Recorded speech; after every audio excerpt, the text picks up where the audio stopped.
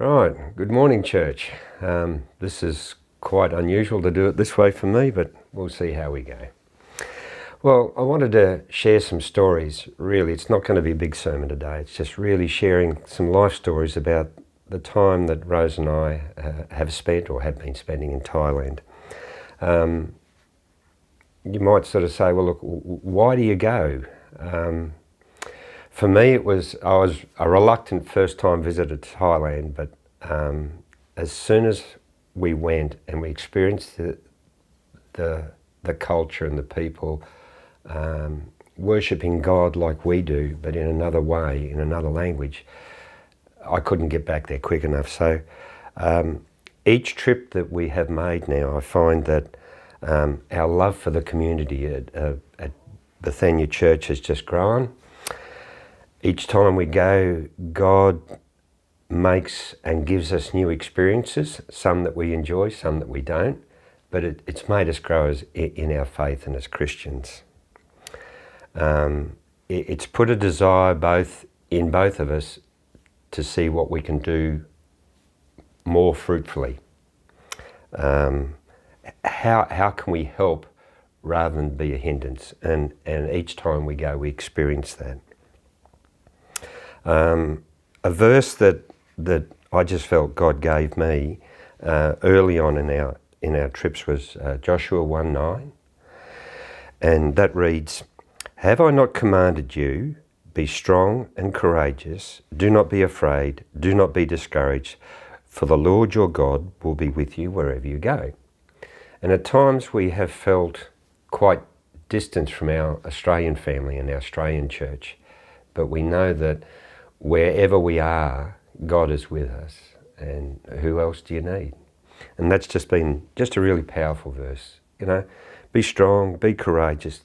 Doesn't matter what happens, doesn't matter where you are, just be comforted by knowing God is with you. Well, what can I tell you about Bethania Church? Bethania is located in a village called Mae Ha. It's about 2 hours west of Chiang Mai. Chiang Mai is a large city in Thailand in the northwest. It's in a valley. You leave the valley, go up into the hills, and up there we find Bethania Church. Most of the people that attend Bethania Church are Karen. This is one of our culture shirts we wear while we're there, and I've got a couple others there beside me. The Karen people are mainly sourced or came from Myanmar. They've been forced out through flood, famine, fire, but mainly through conflict with the Burmese army. And now they're just living permanently in Thailand, some legally, some illegally. So yes, mainly we work with the Karen people. Pastor Suko has been at the church now all the time we've been there. We've seen him over the last 10 or 11 years evolve just into a wonderful pastor. He is now a reverend, which is quite an achievement in that area. He's past that. The other person that we have quite a bit to do with in the fellowship is the youth pastor, the youth coordinator called Barmy. He is a huge soccer lover, loves his soccer, he loves the children, and he just lives his life with this permanent smile on his face, and he just brings joy into the heart of the children that he's working with. The other man we have a lot to do with is a man called Pet, and Pet is the compassion coordinator for the whole area. Pet used to be the compassion leader for Bethania Church, but now he coordinates about a dozen churches. That'll probably be finishing up in a few years as compassion moves from Thailand and into Myanmar. Bethania Church has about 3 or 4 daughter churches, so quite often on Sunday you won't see all the faces you know, because some people have headed off and are working in even more remote areas. And it is just, I suppose if you tried to equate it to something here in Australia, it's like a country church. It's got a country feel, country atmosphere, everyone helps everyone, and it's just a real pleasure to live there, be part of it and connect with them.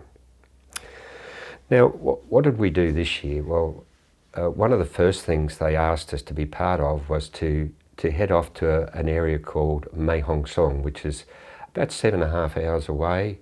through the hills past the tallest mountain in Southeast Asia, to a church at a place called Talita Kume.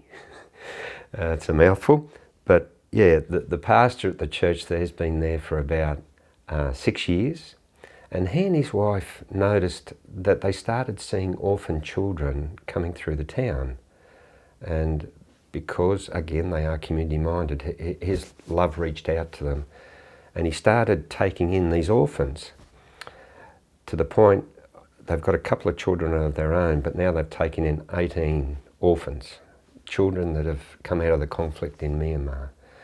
There's 9 boys, 9 girls. They range in ages from about 6 to 14, and he's just struggling to feed and clothe and look after that many.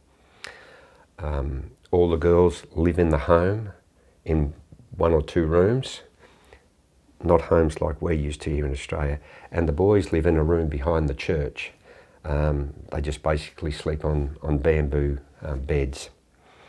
So Bethania Church, on hearing this, reached out to 3 other churches, and between the 4 of them, they're trying to supply enough food and clothing for 3 months each. So we were involved in travelling to Mae Hong Song to take clothing and food. We did a day's worth of activities and games with them. And this pastor is feeding these people, these young children, in 2 ways, physically and spiritually, because they actually led worship to us one night. And to see these little ones just singing choruses, it was just, pretty awesome. Some of the children have got compassion sponsorship, but there's about 5 or 6 that don't. So they're the key ones that we're trying to help, and you might see a photo on the screen of some of those little ones. Another person I'd like to talk to you about is someone that Gateway is now helping and sponsoring. It's a young fella called Mac. We've known Mac and his family probably for 10 years now. We saw him as a 13-year-old. Mac's 23 now. But as he got towards the end of his teen years, he just felt that God was saying, I'm calling you. I want you to be a pastor. And that's a pretty big step. So he decided to uproot from his country home up at with his family, and he went to the seminary college down in Bangkok. So Facebook is a wonderful thing. Mac and I have been in touch, and we share photos and messages. He has to have someone who can translate the English. I actually use Google Translate now on my phone and talk to him that way. But he's been down there for 3 years, just doing some wonderful work. He's been placed in different churches along the way. His last year, the year he's just starting now, he's actually been sent to the northern part of Thailand, and one of the local hill pastors has donated his land for the use of a soccer academy. They've turned it into soccer fields. His brother's built a building there where they can feed the students, and they have a soccer academy. And it's called Christ FC, meaning Christ Football Club. And all the young fellas who love their soccer, that want to go on and maybe play professional soccer within Thailand, which is such a huge thing, it's like our AFL, I suppose, come to this academy, and if they're any good, they then move to the next level. Well, the seminary college has placed Mac, because he also loves soccer, like most Thai boys, and he's not too bad at it, in this academy. So whether you're a Christian, or as they call non-Christians, yet to be a Christian, they have Bible study every morning. I think they do it at night as well. And they have about 3 sermons, 3 services during each week. So these non-Christian young boys that have come to learn soccer also get to learn about Christ. And that's where Mac is based at the moment. And seeing Mac grow up to the point where he's becoming a pastor, we were at a convention, a Korean convention with him a couple of years ago, where we witnessed him being baptised in a river in Thailand. Seeing him preach and witness. Gateway has been part of being able to make that happen. So a small step for us from our missionary committee on behalf of the church will have a huge impact in this young boy's life, who will then have a ripple effect and go on and affect and reach others. Compassion has been connected with Gateway for a while, and quite a few people are members within Gateway sponsor. And I want to share a little story about one of the sponsor boys. His name is Enuson. And Pauline Pearson has been his sponsor for quite a while, and Pauline has quite a connection with this young man. Enuson's about 17 now. He lives in a hill village not far from Bethania Church. But the story he shared with Barmy and I when we went out to visit him was, at about 14, like most young boys, he became a little bit of a rebel. In Thailand, people ride motorbikes or scooters very early. 11 and 12-year-old, you're riding a motorbike. So at 14, he'd been riding for quite a while. He got introduced to smoking. He got introduced to alcohol. He started partying. Girls were on the scene. And in his own words, he wasn't a good boy. At 15, he shared the story that with us that he'd gone to another mountain village, and the roads are very windy. In winter, they're almost impassable in the mud. They're very steep, and he's coming back home to his village at night with his friend on the back of the motorbike, both of them drunk, and in his words, he flew. He actually crashed or rode off the road, and both he and his friend sailed through the air. He collected a concrete pole which carried the electricity wires, and he said to me, he said, I hit the pole and I touched the wires, but I lived. And that started a bit of a story in his life. It must have just planted something there that maybe someone was looking out for him. He has Christian's mother and father. He has a Christian grandmother, and the grandparents in this environment are just prayer warriors. He has a Christian sister. He moved down to Chiang Mai, down into the valley to the big city, Chiang Mai.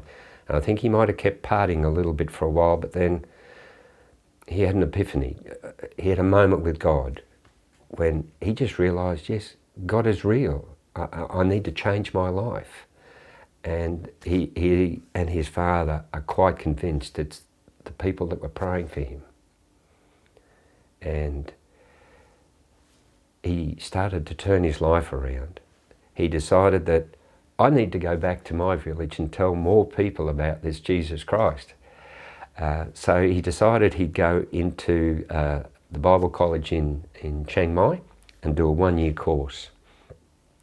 So he had just completed the first 3 months of that when Barmy and I were able to catch up with him. But he wasn't sure how he was going to afford to pay for the next 9 months. And a couple of people from Gateway had shared some sponsor money with Rose and I to take to Thailand to use as opportunity presented. And as soon as we heard this story, we were convinced that this was one of those opportunities. Yeah. Sorry, I get emotional. Just thinking about how God's timing is perfect. Anyway, Barmy contacted his father, said we had some funds that we could pay for his sponsorship for the last 9 months of his course, and they were just blown away. They knew God was working in this situation.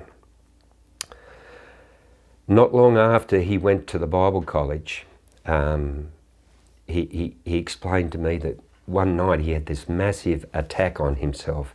All of a sudden he was violently vomiting, and out came bile, blood, vomit.